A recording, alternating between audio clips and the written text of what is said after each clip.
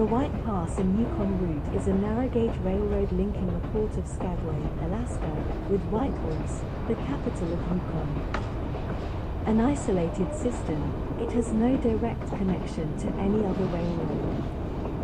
Equipment, freight and passengers are ferried by ship through the port of Skagway, and via road through a few of the stops along its route.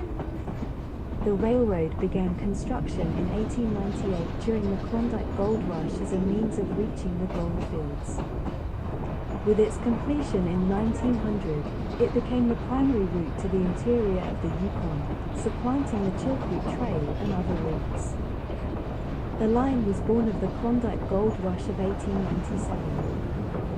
The most popular route taken by prospectors to the gold fields in Dawson City was a treacherous route from the port in Skagway or Dyer, Alaska, across the mountains to the Canada-US border at the summit of the Chilkoot Pass or the White Pass.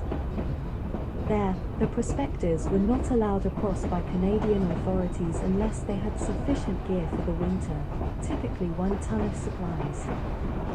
This usually required several trips across the passes. There was a need for better transportation than pack horses used over the White Pass or human portage over the Chilkoot Pass. This need generated numerous railroad schemes. In 1897, the Canadian government received 32 proposals for Yukon railroads, and most were never realized. In 1897, 3 separate companies were organized to build a rail link from Skagway to Fort Selkirk, Yukon, 325 miles, 523 kilometers away.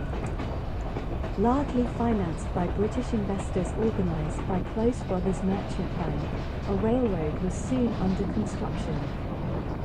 A 3 feet, 914 millimeters, gauge was chosen by the railway contract builder Michael Jones Lee. The narrow roadbed required by narrow gauge greatly reduced costs when the roadbed was blasted in solid rock. Even so, 450 tons of explosives were used to reach White Pass summit. The narrow gauge also permitted tighter radii to be used on curves, making the task easier by allowing the railroad to follow the landscape more, rather than having to be blasted through it. Construction started in May 1898, but they encountered obstacles in dealing with the Skagway city government and the town's prime boss, Soapy Smith. The company president, Samuel H. Graves, 1852 to 1911, was elected as chairman of the vigilante organization that was trying to expel Soapy and his gang of confidence men and rogues. On the evening of July 8, 1898, Soapy Smith was killed in the shootout on Juneau Wharf with guards at one of the vigilantes' meetings. Samuel Graves witnessed the shooting. The railroad helped block off the escape routes of the gang, aiding in their capture, and the remaining difficulties in Skagway subsided.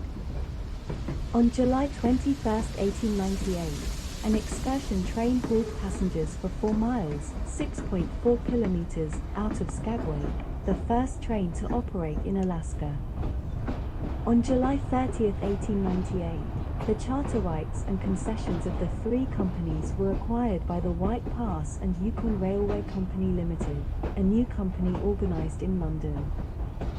Construction reached the 2,885-foot, 879.3 m, summit of White Pass, 20 miles, 32 kilometers away from Skagway, by mid-February 1899. The railway reached Bennett, British Columbia, on July 6, 1899. In the summer of 1899, construction started north from Carcross to Whitehorse, 110 miles, 177 kilometers, north of Skagway. The construction crews working from Bennett along the difficult lakeshore reached Carcross the next year, and the last spike was driven on July 29, 1900, with service starting on August 1, 1900. By then much of the gold rush fever had died down. At the time, the gold spike was actually a regular iron spike. A gold spike was on hand, but the gold was too soft and instead of being driven, was just hammered out of shape.